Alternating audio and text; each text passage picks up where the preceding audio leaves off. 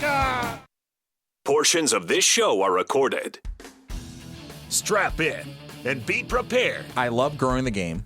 I can guarantee you, any other West Coast team that's watching this, I'm sure USC is gnashing their teeth right now saying, how come we couldn't have thought of this first? Interesting guests. It's Kelly Graves, Mike Parker, Coach Mark Waskowski, Melissa Lombardi, Max Torres, El Toro joining us. Sharp opinions. I think if you're a supporter of the NBA, that you should at least have some level of interest in the WNBA, because the things that interest you as a NBA fan should still interest you as a WNBA fan. That's just my opinion. And some smiles. Can you guess what position I played in football? Left out? No, I did not. Yeah, exactly. I did think about that for a second. But yes, actually, I did not play. I was not big enough. Goose tried to kill me today on the golf course. Advance warning was given. It just apparently was not heard. Okay. I will dispute that in a court of law. It's Danny Havel. If you're driving and you're trying to do this in your head, pull off the side of the road. I don't need any accidents. Justin Grossweiner. I love to hear a coach go, we're going to focus on that bad 4-game stretch the rest of the season.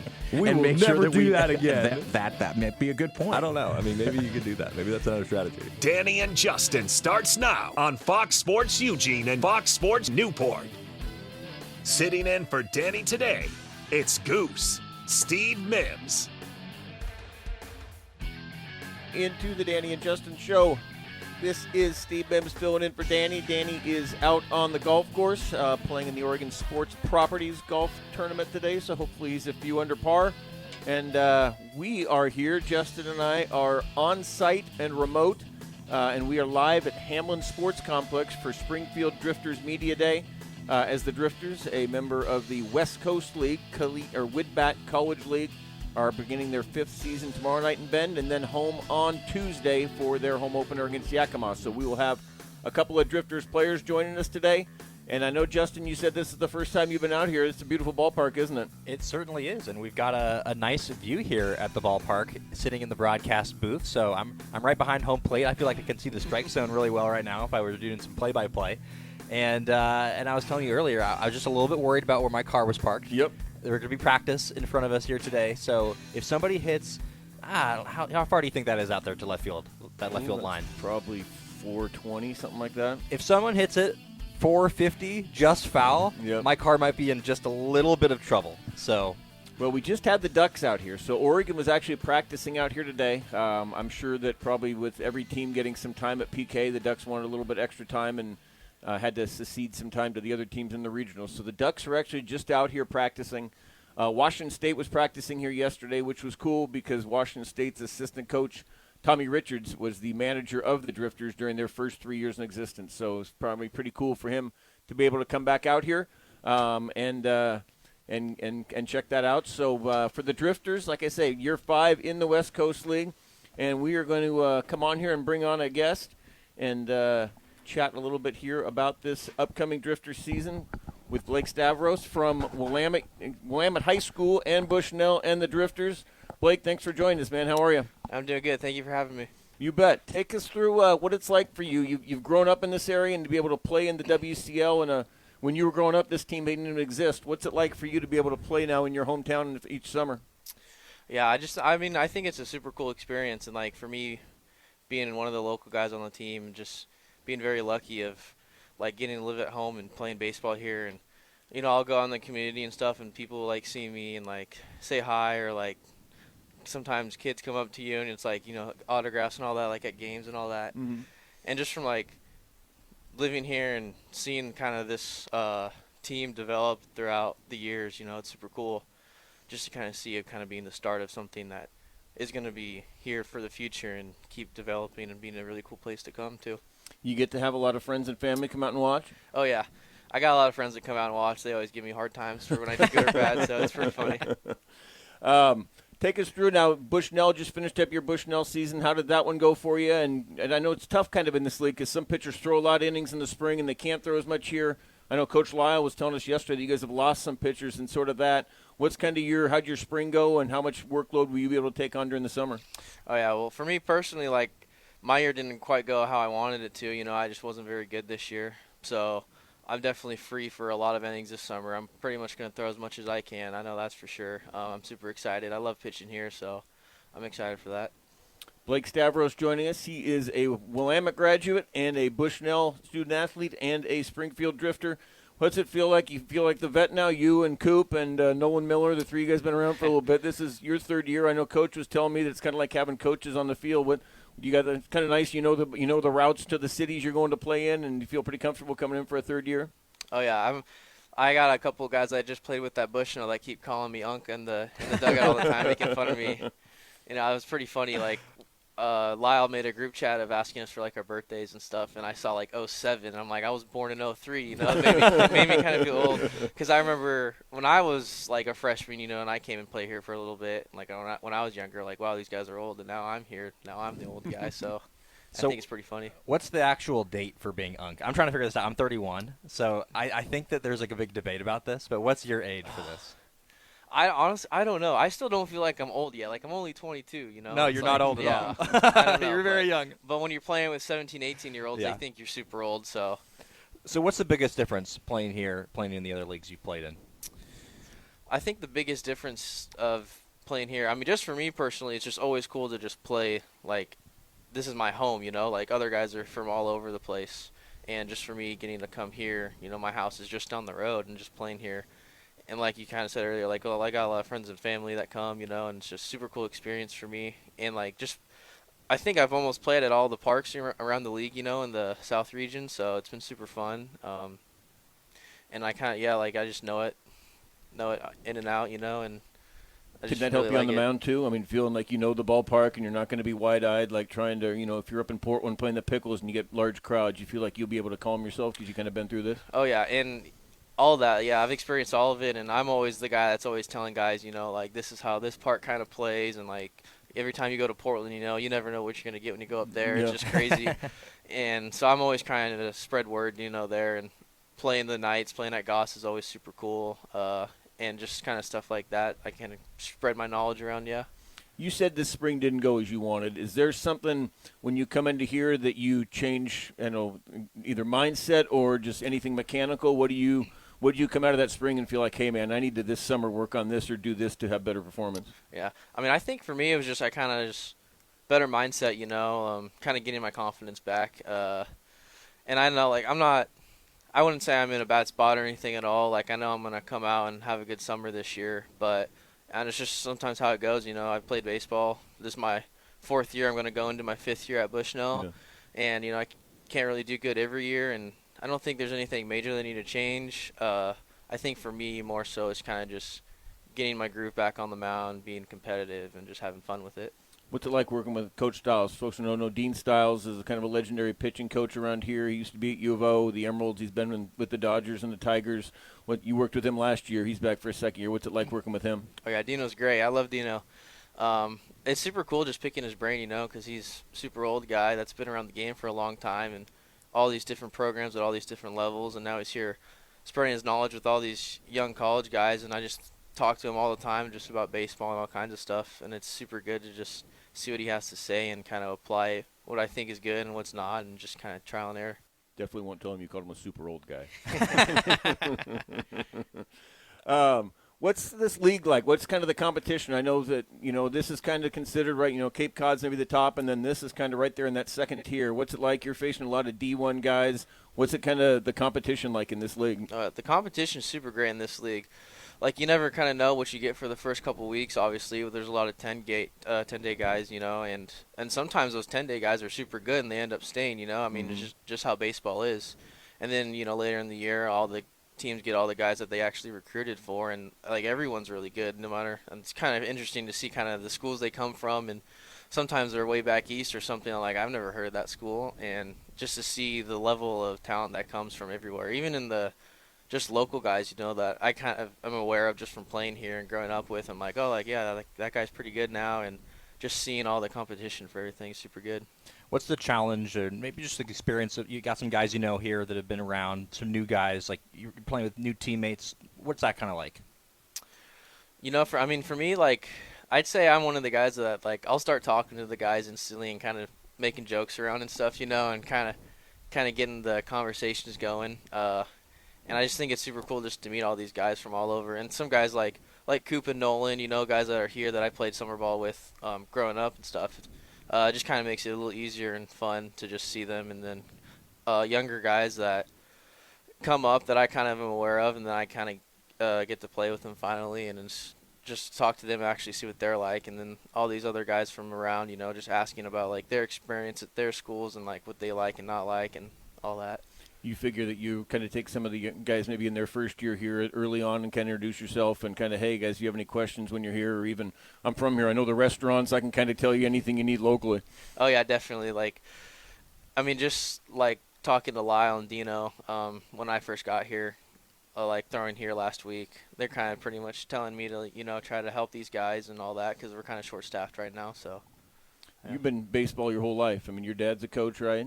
Uncle, yeah. Your uncle's, is that Tony? Is your uncle? Yeah. Okay. You grew up, baseball always your number one sport, or did you kind of do everything growing up? Oh, yeah. Baseball always. And I played basketball in high school. I love basketball. I'm just way too short to play basketball. I always told myself if I was a lot taller, I might have played basketball instead, but you never, who knows? But no, I love baseball a lot. Like, this is my last year, and I mean, I have no clue what's going to happen. Maybe I'll end up coaching somewhere. Who knows? But like, I just love baseball a lot. How'd you end up as a pitcher? Basically didn't hit good enough in high school. I mean, that's how most of the go, I always told my coach at Bushtown, like, I did hit a home run in high school if you want to give me a bat. I always was with that, but yeah. We're joined here by Blake Stavros, who is a pitcher of the Springfield Drifters. I know you've seen the roster. There's quite a few guys that are back. You kind of know what it takes in this league now. I know Coach was talking about trying to break through. You guys were only a couple games short of the playoffs last year. With the team you've seen, you think this could maybe be the best Drifters team yet that you've been on? Honestly, I'm not sure because I haven't even seen everyone play or throw yet. I mean, I'll give you a better idea of this weekend, but just from what it sounds like, it's like I think we got a lot of good guys coming in, and obviously I think it's important just to have guys that already played here, that kind of know the ropes of the league. I think just that alone is going to kind of help us at the start at least, just to have so many guys return. I think for me this is the most amount of guys that has played like back-to-back years, like returning so far. So I'm curious to see how that's going to play out and see what happens. Cool to have Cooper and Nolan back too. Oh yeah, I love those guys. Did you say you guys grow up kind of playing even Little League back too, or how long have you guys played for or against each other? I know high school, obviously. Yeah, Cooper, we played summer ball in high school together, and then I don't think Nolan didn't play summer ball, but I remember always like playing against him and stuff. So that's where I remember. As the three vets, when you guys go on the bus trips, do you guys get to pick like the coziest chair on the bus? You get like first pick on which one you're at? Me and Cooper normally room together, so that's always fun. Me, Cooper, and Nolan actually had a lot of rooms together on road trips. Nice. Yeah. Awesome, man. Well, hey, we appreciate you coming up. Best of luck this season. It's awesome to see a local kid who's doing great things here, and so we wish you the best this year, and thanks for coming up, and we'll look forward to seeing you out here starting next Tuesday. Yep, thank you very much for having me. All right, there he goes. He is Blake Stavros, a pitcher for your Springfield Drifters and former Willamette High pitcher and at Bushnell. So he will be one of the Drifters who will be out here again on Tuesday night when they open their home season against Yakima, but they are going to be opening their schedule on Friday night when they go to Bend. Bend, yeah. It's an interesting league, and he referenced a little bit there.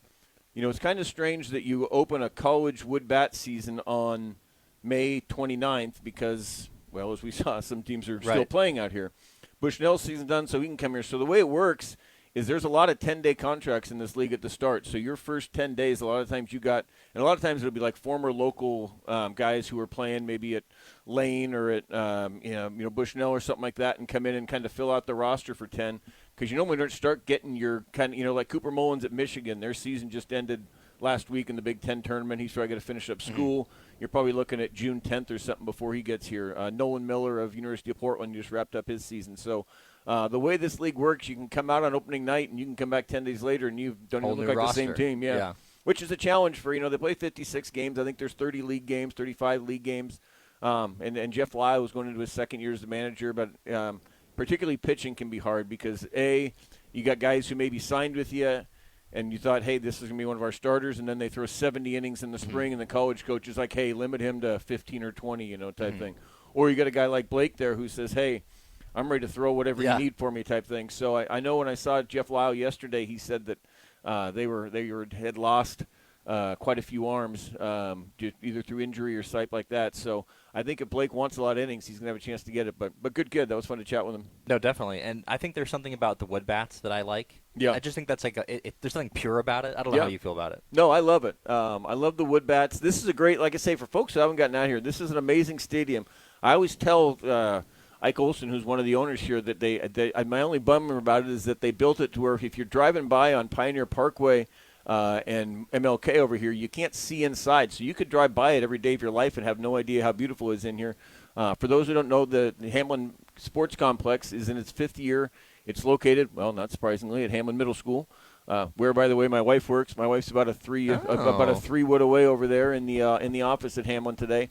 But so it's been here about 5 years. Beautiful ballpark, and it's actually one of the few ballparks that is it came together as a project through the Drifters, through Bushnell, which plays here, and through the Springfield School Districts who use it. So you very rarely see kind of a public-private deal to build a stadium, but that's what this has been here.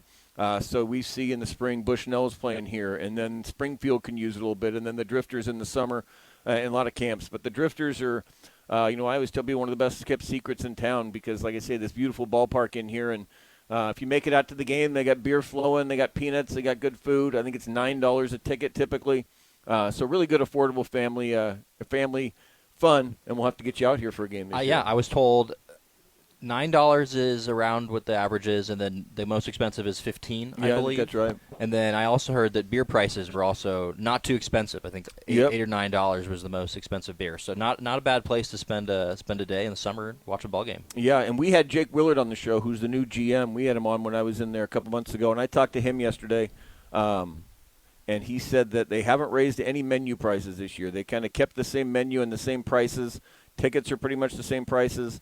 They do 3 fireworks games a year, so one of them is tied around July 4th. It's actually July 2nd this year, but they do 3 fireworks games, and they're going to have a drone show this year as well, and they're going to have 2 bobblehead giveaways. One of them is going to be Rapid, their mascot, and the other one is going to be a player to be named later. So I will do a little self-promotion here and say if you want more information on the Drifters, you can pick up your local Springfield newspaper, the Chronicle, and I have a story in there this week interviewing with Jake, who's talked about all that's going to be at the ballpark this year. Where we're seeing they're coming out, too. That's Jeff Lyle, the manager of the Drifters, is out here, and they're starting to get the batting cage ready. So it looks like I don't know if this is their first practice of the year. It sounds like some of these guys have been working out, but kind of the first full team practice, I think, is ready to start off here. Yeah, and we saw the Ducks out here as we were coming in here today. I don't know if remember if you mentioned that. I think you maybe did at the top of the hour. Yep, the Ducks were here. Washington State was here. Obviously, tomorrow starts the Eugene Regional. And speaking of which, I didn't mention this. Yeah. We have Mike Parker coming on the show today. Mike Parker, 12:40, that's right. We're going to have Mike Parker. Mike, who has experience in this press box. Mike is the voice of the Corvallis Knights. That's right. And he does the road games up here. So I've actually seen him up here. So he'll know exactly what we're looking at when we do it. But tomorrow the Ducks open at 5 o'clock, right? That's the Ducks-Yale game. And then Washington State, Oregon State at 12. And the weather looks like it should be good. I'm assuming it's a sellout. I can't imagine, especially with Oregon State being in there, that there's a ticket left. But look into that if you want. But we'll get a chance to talk to Mike a little bit today and see what he thinks of Oregon State coming down here. I'm curious to know, is he excited about a Civil War rematch in the regionals, or would he rather be going to some other place and maybe not have the familiarity? Well, I also wonder, too, what he thinks about just the hosting of a regional. I mean, this is a Beavers team that I think was top 10 in all of the major baseball polls for college, and yet they're I guess they didn't even technically get like the 17th spot, which is kind of what we thought might happen if Oregon was at 16, and then you stick the Beavers right there as that number 2 seed. But they obviously did some funky stuff with the way that they put the seeding, and I don't think Oregon maybe was like really quote unquote an 11 seed, but they just kind of wanted to put them in that spot. But I think that the Beavers had an argument to host a regional, and I think there were some people that I saw. I don't really think this is true that they might have had a chance to host a super regional, which I don't see that argument. But I did think that there was an argument. They do have a chance now to host a super regional. They just got to win this regional and hope that Texas loses in their regional, and then the Beavers could have one. But no, I'm with you. And I think the NCAA baseball doesn't make as much money as basketball and football. So where we see in basketball that, it's just a straight S curve because you're not having home games and you're literally having, number 1 versus 64. I think in baseball they do, and they would admit that they're going to fudge a little bit because, hey, we'd rather have Oregon State busing and saving some money going down there than us flying Tennessee out there. And that's just a budget deal that baseball is going to deal with. I've seen people say, boy, they just were scared that they didn't want any West Coast teams in the super regional, so they put Oregon State together so they both couldn't advance. That's not the way they do it. The reason they have Washington State here and Oregon State here is because of cost-cutting things. So I think it's very possible that if Oregon was indeed the 11, Oregon State could have been the 17, but they just say, hey, look, it's close enough to where we're going to do that. We don't feel like we have to be on this exact S-curve. So that sort of seems to me the way that it goes with there.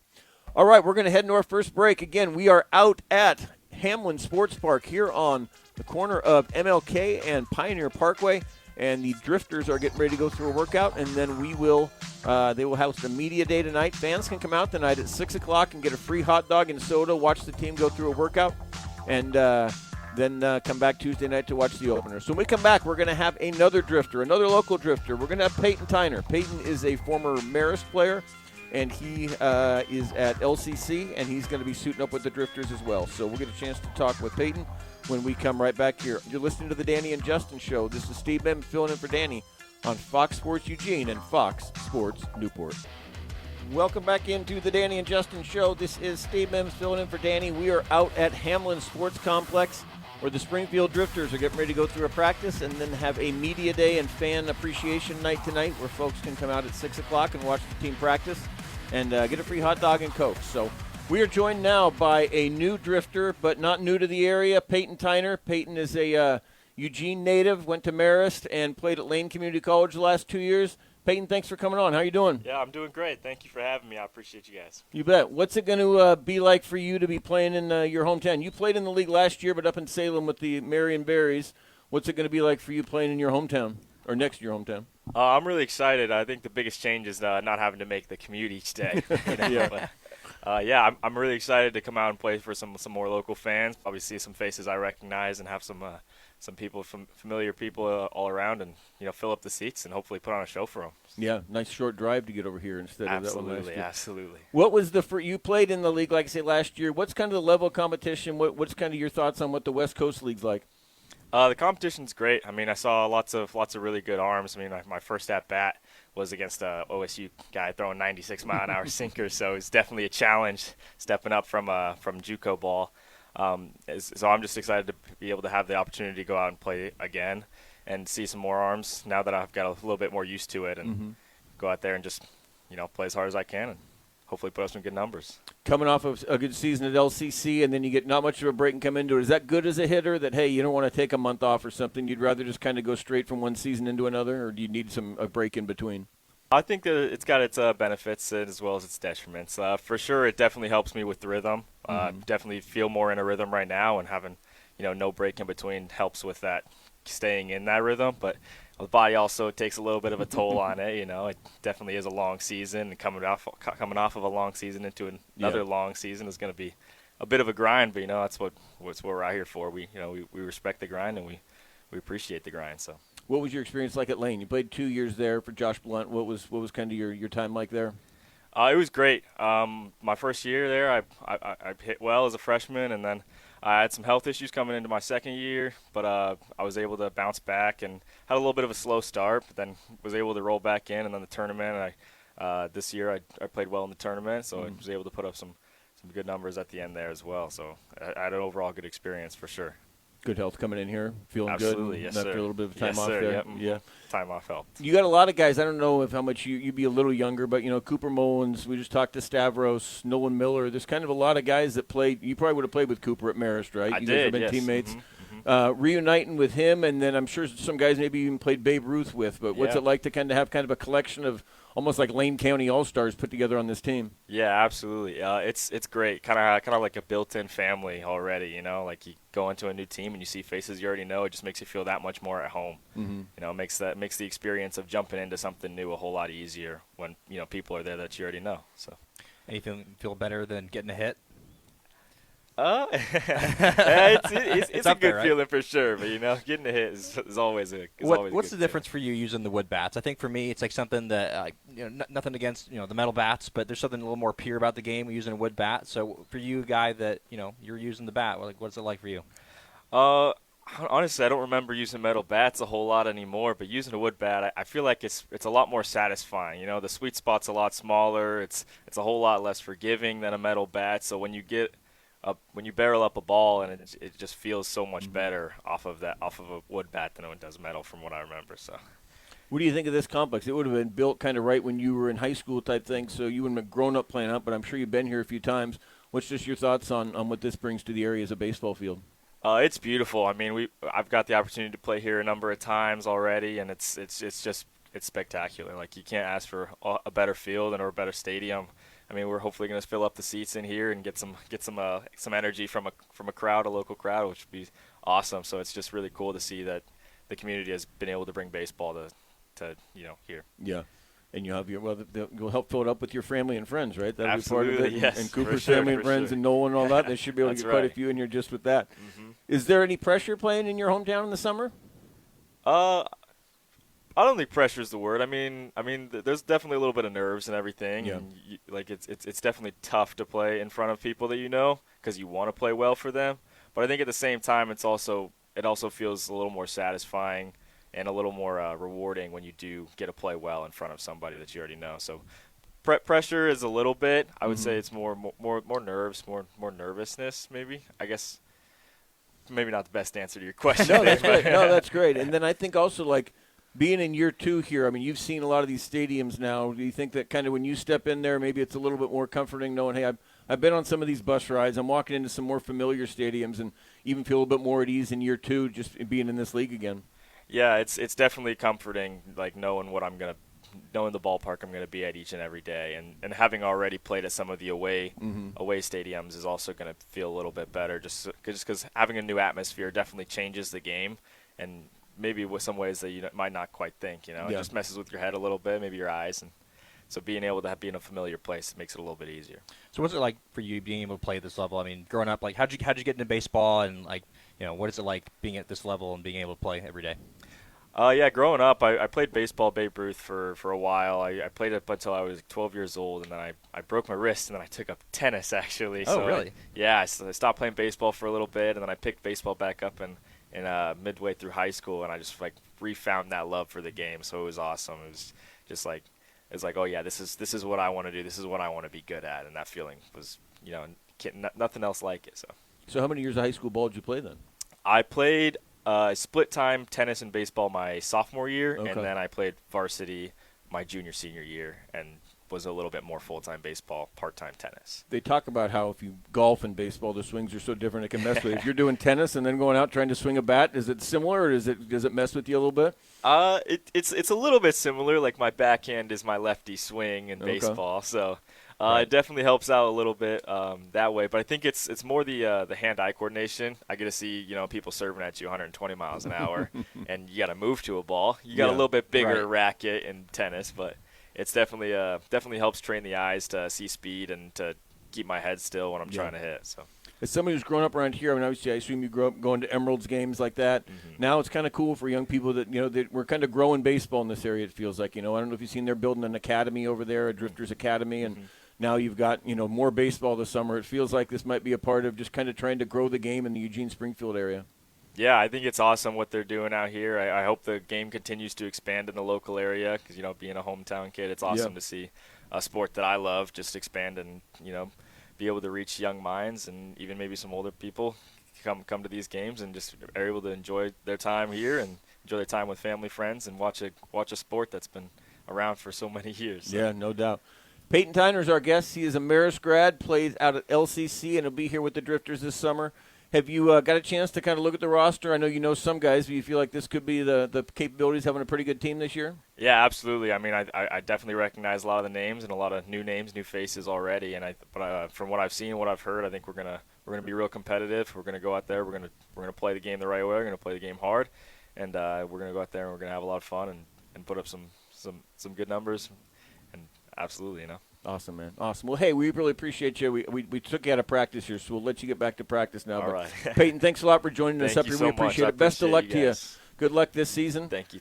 And that's Peyton Tyner of the Springfield Drifters, and he will be here Tuesday night. Fans, come on out. Tuesday night is opening night, the home opener at least, as the team heads over to Bend to get the season started. And then on Tuesday night, you can catch your Drifters here to kick off a 6-game homestand against Yakima. So appreciate Peyton Tyner coming on to join us and chat about being another local guy here on the Drifters. That's really kind of one of the cool things about this is the number of local kids. Like I say, the two guys who came up here did, but there's a couple, Sheldon, Marist, others. I think there's probably 8 or 9 local guys, so kind of fun to have a team to where you can have some guys that maybe you've heard of and followed before. It's perfect for you. 'Cause Absolutely. you know everybody. I do. That's true. Yeah, they're going to have Cooper Mullins back. This is his 4th year. They call him Mr. Drifter. Really? Because he is he's a 4-time member of the team, and he'll be here in a couple weeks after finishing up at Michigan. And then Nolan Miller is a Sheldon kid who plays at UP, and this is his 3rd year. And then obviously Blake Stavros we talked to in his 3rd. So a good deal there for that. So, so come on out this summer. The Drifters are out here at Hamlin Park. If you want to come see what the park looks like and get a chance to get some garb and some grub and some garb, you can get out here tonight at 6 o'clock. They're going to be having a media day and fan festival out here, free hot dog, free Coke, and you can grab those when you come up here. One thing I will tell you, Justin, about this team, and you've probably seen some of it, is their gear is really cool. It is. Really good logos. I completely agree. They have a lot of good stuff.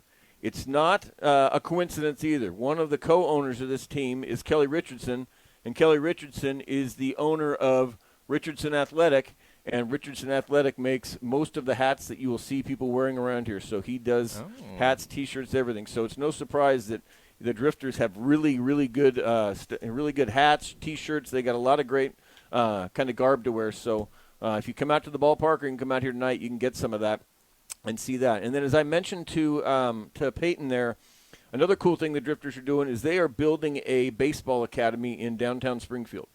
They have purchased a building down there. I actually got a tour of it yesterday from Ike Olson, one of the owners, and they are going to put in, it's a 3-story building, and they're going to have some club teams, some Drifters Academy teams that will be playing in the summer, but it'll be open year-round for baseball kids to come in and swing. They got some batting cages upstairs and downstairs. They're going to have their team offices will be there, and a couple other businesses in there. But so that'll be a really cool thing, too, as they, like I say, talk about kind of growing the game and getting it more involved. Well, how have you seen it grown? Because you've been around in this community a lot longer than me. Yeah, no, this has been, I think people know about them now. You know, the first couple of years it felt like if you said Springfield Drifters, people are like, now, is that a Legion team or, what kind of is it? I think people know now. They're just trying to, with Knight, who works for them now, and Jake, people are just trying to kind of get the word out and make sure that people find out and know about it because they've got this beautiful ballpark, really family-friendly, affordable nights, and just some people don't know that it's here. So I think that's been kind of part of it, and I think they see the Drifters Academy as being able to do that too. If you can bring kids in when they're young and help teach them the game and get Drifters in their head, it kind of builds their brand as well. And so that'll be, I think it's going to be open, and it sounds like within the next 2 months, but it'll be a first-class facility and be open for, like I say, travel teams to come through and to do that. So there are a few kind of hitting facilities for youth, but I think anytime you can get more, especially in a place like Eugene where it's going to rain a few months a year. Right. If you're going to be a really good baseball player, go year-round, you better find some indoor places to hit. Well, and I guess the question would be, too, how much do you think it's helped with the Oregon baseball team, the resurgence of that program? Yeah, well, one thing that's helped the Drifters, and the Drifters will have a couple Ducks. They don't know yet because it's going to depend on how far the Ducks go and kind of but like last year, Jack Brooks was a starting center fielder for the Drifters, and he had a breakout season this year for the Ducks, and part of that was because he got to play every day in this league here. And it's nice for Wazakowski because I know that, and I've seen Mark at games here often, Mark Wazakowski, if he's got 2 or 3 players that he wants not only to go play summer league, but he'd like to be able to watch him in person and to kind of be, and the college coach can say to the Drifters, Coach, hey, we experiment him at this position. They get a say if they send players to him, or, hey, use this guy in relief. We can't use up a bunch. But so Waz can take some guys who he wants and send them here, and then he can kind of come watch them and follow that, or have Jack Martyr out here and do that. So it's been nice for them to, typically before this team is here, you would have had to send those guys to, well, like the Corvallis Knights are pretty much an Oregon State feeder. The Beavs love sending their players there. But, you might have to send them to the Cape Cod League or somewhere in Keep them local. Yeah, now you can have it to where they're local and you can go watch them. The most famous former Drifter is Bryce Betcher, who played one game, but he is a former. You said Drifter. He went 0 for 1. I think he went 0 for 1 and played one game out here. So yeah, there has definitely been a nice relationship between the Ducks and Mark Wazakowski, to where he knows he's comfortable sending players here to play, and then, like I say, they can kind of be here, and he can come out and watch them. And so there is an Oregon recruit I know on the roster this year, and his name is Griffin Scott. And he's a left-handed pitcher from Portland. He spent a year at Utah and then was at LCC this year. So Griffin Scott will be here, but I have been told by Jeff Lau that there will be a couple Ducks. They're just kind of waiting to see how that season ends. Who needs some extra work in the summer before determining which one comes out here? Well, I think that how their season ends is going to be partially in part to the Beavers. We're going to get on the voice of correct. Just a moment. And yeah, if they were to make a College World Series and make that run, maybe the players don't come here because by then it's July almost already, and this is the season that goes through mid-August. So yeah, all right, we're going to head into our last break. And as you mentioned, we are going to be joined by Mike Parker, the voice of the Oregon State Beavers. He will be our guest. We'll come on. We'll get the view from Corvallis as the Beavers get ready to take on Washington State tomorrow in the Eugene Regional. This is Steve Mims filling in for Danny. You are listening to the Danny and Justin Show on Fox Sports Eugene and Fox Sports Newport. Welcome back into the Danny and Justin Show. This is Steve Mims filling in for Danny, who is out hopefully collecting some birdies at the Oregon Sports Properties golf tournament today.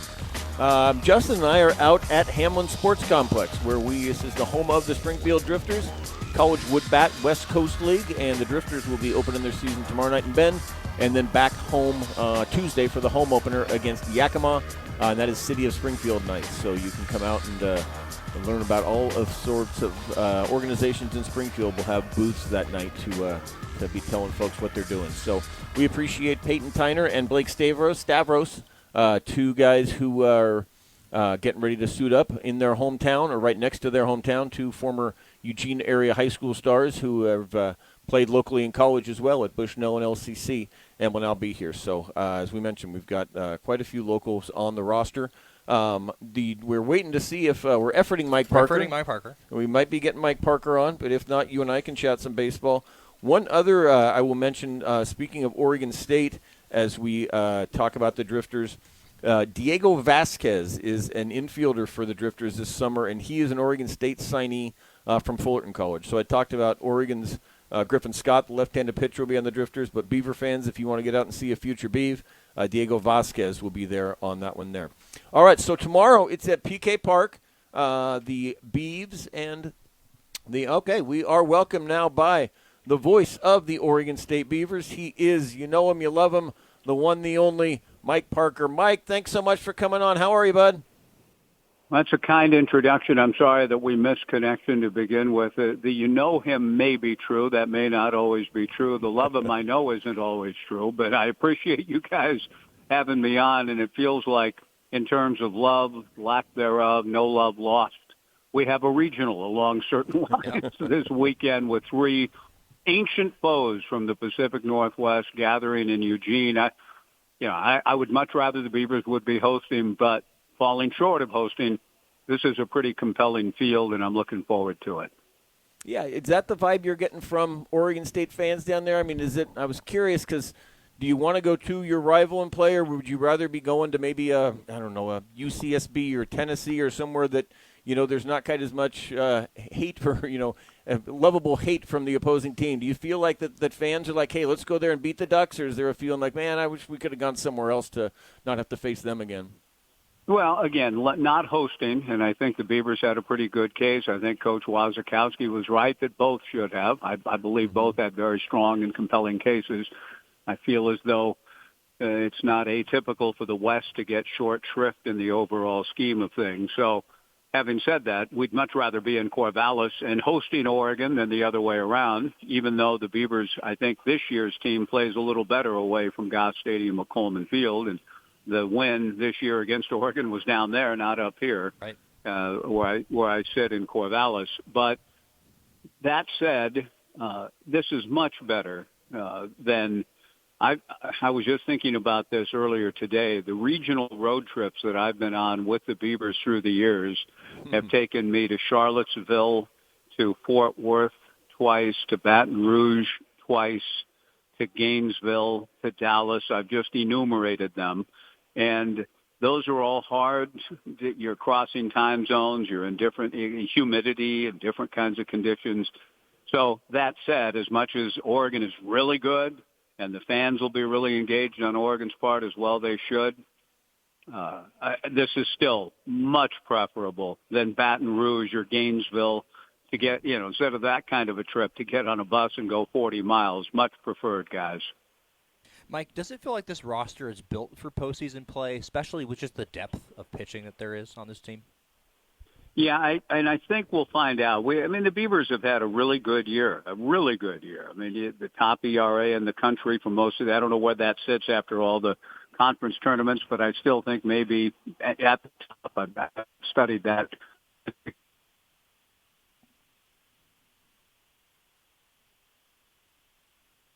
We may have lost some connection there with you, Mike. Hello? There we go. Now we got you. We got you there. Don't move. Okay, Just talk I'm going to, I'm going outside. I hope that helps. I'm at a Les Schwab having a blown-out tire that I sustained driving back from Portland yesterday where I did a radio show. Is this better, guys? I'm outside of the Les Schwab. Is that better? Yep. Okay. Yep, you're good. Staring at Highway 99 and Lincoln Elementary School directly across from me while they work diligently to get my blown-out tire repaired so I can drive down. I haven't driven to Baton Rouge or Gainesville before from Corvallis. I can drive to this regional tomorrow, and I'm excited for that. So I'm getting that worked on. I'm outside. You don't want to fall into the loser side of the bracket. The Beavers would love to win 3 and call it good, But if the Beavers do stumble against Washington State, if they stumble on Saturday night and have to work their way back up, in an elimination game on the loser side, I think they have the depth of pitching to do that. And the same in a super regional format should they get that far. They've got a lot of high quality arms, starters, middle guys, a dynamic back end guy, and Albert Robles as a closer. So, yeah, I do think your question about is this club built for the postseason in these kinds of formats, I think the answer is yes. There have been some hiccups, as there is, there are for every team in the 64-team field. There's no perfect team in this field, with due respect to the high seeds notwithstanding. But I think the Beavers, with their overall pitching depth and what they can do, long, middle, short, out of the bullpen, are positioned well, but they do need Ethan Kleinschmidt to set a good tone tomorrow against Washington State. Yeah, it's been. I was going to ask you, Kleinschmidt. Obviously, Dax Whitney gets the headlines all year long, and then he undergoes surgery. And pretty remarkable to have a guy like Kleinschmidt that you can throw out there. And I know you'd love to have Dax in this situation, but it does feel like that this team was built to be able to withstand an injury that maybe some couldn't. It's Dax's stuff. There's a reason he's been talked about by many as the number 1 draft pick next year. Now, that may change because of, some concerns about the recovery time and all that. He, in theory, could be ready about this time next year, and whether the Beavers would, bring him back in a postseason situation to ramp up a little bit, whether Dax and his advisors and people would even suggest that or want him to. I know Dax in his heart loves this program, loves the Beavers, and he hopes he hasn't pitched his last for Oregon State, but let's just, for argument's sake, say that he has. To be able, to your point, to withstand a loss and not just go cascading down a canyon with him out, plenty of good arms behind him. My feeling was going into the postseason this year, home or away, with Whitney, Kleinschmidt, Segura, and the emergence of Trey Morris, the freshman left-hander, late, I really felt this team could go anywhere and beat anybody in a series, in a regional, super regional format, Omaha. That optimism on my part, that overall sanguine outlook for what the Beavers' prospects were, admittedly has taken a hit when you take a great pitcher like Dax Whitney out of the mix. I don't feel quite as buoyant about that as I did when Dax was in that rotation and in that Friday night slot, where you just felt like he can go and shove against anybody and beat anybody anywhere, anytime. We don't have quite that guy. And as good as Kleinschmidt and Segura and Morris have been, they're not him. So the Beavers have taken a definite hit with him out. But to be able, as you guys are even suggesting and asking the question, and as I'm talking about here, to lose your Friday night guy and maybe another 1-1 guy possibly for this program and still feel like you can win a regional and a super and go to Omaha, I think speaks highly of the depth the Beavers have built, and they've got enough of it to make a good run here. In your experience, how much of an advantage is it that Oregon State not only played Washington State, who they're going to play in that first game of the regional, they've also played Oregon, so the only team in the regional they haven't played is Yale. Yeah, and I do think the familiar, the setting, the PK Right. Park, the Beavers have played in a lot. Not a lot of these guys, it's a cast of characters. It's new every year, so there's some guys, of course, on this club who've only played one time there. But it's a familiar feel. Just everything about the trip and the location feels comfortable and familiar, I think, to the guys. Now, the fans will do everything they can, as both fan bases do in this building rivalry in baseball. It's been pretty intense, and I know Oregon players through the years would talk openly about, well, we got to go up and deal with their fans this week when we go to Corvallis. I mean, George Horton would talk about that, and some of his players would too. They didn't hide from the fact that it was a tough, hostile environment to play in, and the Beavers will face that on their own. But I think they're going to be okay with it, both from the familiarity of the setting and the personnel, and the playing Oregon twice, playing Washington State twice. That goes a long way in building a sense of what guys can do and what pitchers are going to do in given situations. Even though those were midweek affairs, these circumstances will be different. But there's still a lot of familiarity that I think helps everybody. All three of the teams from the Pacific Northwest have that sense of familiarity, which will be helpful to all three. Voice of the Beavers, Mike Parker, live from Les Schwab in Corvallis. We're going to be sending an invoice to the Les Schwab manager there and let him know we've got 30 seconds of commercial time that we're going to have to charge him for. But well, you know what? appreciate... Two guys have come out as I've been talking to you. One with slips in their hand, they're done. The car's ready to go. They do, right. as you know, pretty quick work here. So we are giving them some well-deserved plugs. I love the business. I love their business model and their company. They're not paying me to say that. But two people have walked out saying, Mike, the car's ready. Yeah, okay, yeah. While I'm talking to you guys, I want to finish this conversation before I get my car with the new tire on it. Always a pro on radio. Mike Parker, he can adapt to any circumstance, and I'm happy that you're going to be able to drive and not have to fly, and hopefully we'll get a chance to come up and say hi to you at the ballpark tomorrow, and have a great call, and we'll look forward to listening to you as Oregon State comes into town here. Should be a fun regional. Steve, I went to Portland yesterday. You'll appreciate this, and did my show from NoHo's. You better bill them, too. NoHo's Hawaiian Cafe in the Beaumont district of Portland, northeast Portland. And Greg Crawford was the host, so you remember Crawford in those days as well. Yeah. So we had kind of a throwback show yesterday on Joe Radio here in Corvallis, but coming from a media sportscasters and sports writers luncheon in Portland that was a lot of fun to attend. Well, hopefully he made up a couple of 13-man NFL trades that he could throw out there for. We didn't quite dive into it quite like that, Steve, but I'm glad you remember those days. It's good to be on with you guys. Thanks for having me. I hope to see you both this weekend.